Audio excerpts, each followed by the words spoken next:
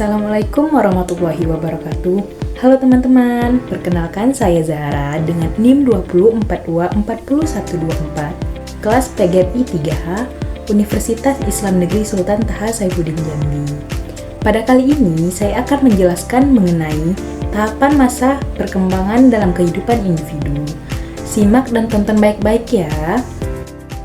Tahapan masa perkembangan dalam kehidupan individu.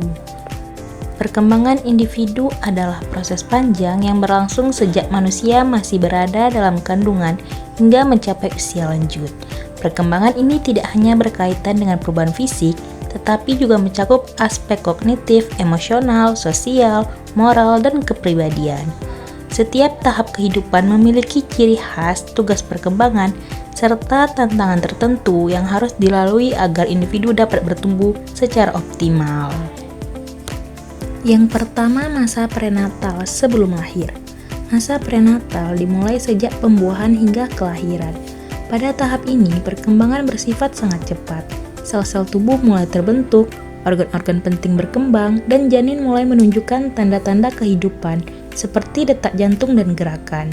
Perkembangan pada masa ini sangat dipengaruhi oleh kesehatan ibu, nutrisi, lingkungan, dan kondisi psikologis. Gangguan selama masa prenatal dapat berdampak pada perkembangan anak setelah lahir, sehingga masa ini dianggap sebagai periode yang sangat sensitif. Kedua, masa bayi 0-2 tahun. Setelah lahir, individu memasuki masa bayi, yaitu periode ketika tubuh berkembang pesat. Bayi mulai belajar mengontrol gerakan tubuh, mengenal lingkungan, dan menjalin ikatan emosional dengan orang tua atau pengasuhnya.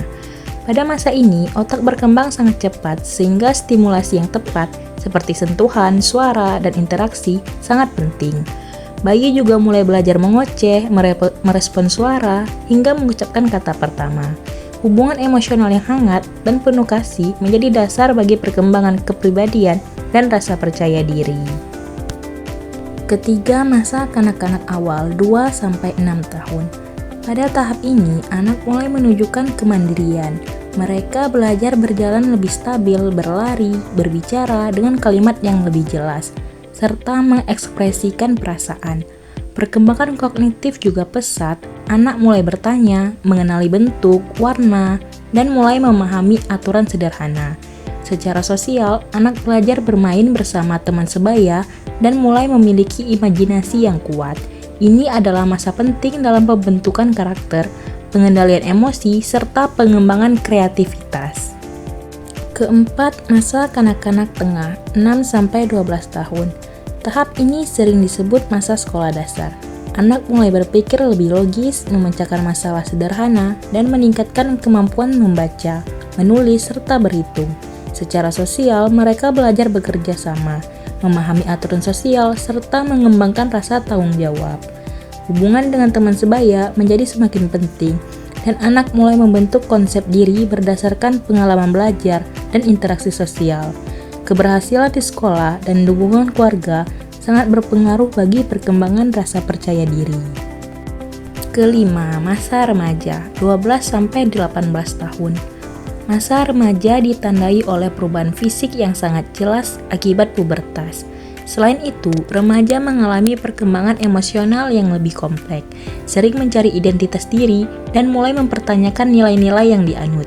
Secara kognitif, remaja sudah dapat berpikir abstrak, menilai sesuatu secara kritis, dan merencanakan masa depan. Namun, masa ini juga penuh gejolak karena adanya kebutuhan untuk diterima kelompok teman sebaya, konflik dengan orang tua, serta kebingungan dalam menentukan jati diri. Dukungan dan komunikasi terbuka sangat penting di fase ini. Keenam, masa dewasa awal 18-40 tahun. Pada masa dewasa awal, individu mulai memasuki dunia kerja, menjalin hubungan yang lebih stabil, serta membangun keluarga. Tanggung jawab meningkat karena adanya tuntutan ekonomi, sosial, dan emosional. Pada tahap ini, seseorang belajar menyimbangkan karir, hubungan sosial, dan kehidupan pribadi. Perkembangan emosi menjadi lebih matang dan kemampuan mengambil keputusan semakin kuat. Ketujuh, masa dewasa madya 40-60 tahun. Masa ini ditandai dengan stabilitas dalam karir dan kehidupan keluarga. individu sering mengevaluasi pencapaian hidup dan memikirkan makna kehidupan. Secara fisik, terjadi penurunan kemampuan, namun secara sosial dan emosional, individu lebih bijaksana dan stabil.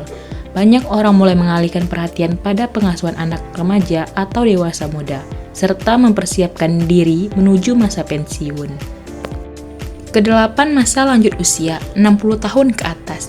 Pada usia lanjut, kemampuan fisik mulai menurun secara signifikan, namun secara psikologis dan sosial, lansia dapat tetap aktif dan bahagia jika memiliki dukungan keluarga, kesehatan yang baik, dan aktivitas sosial.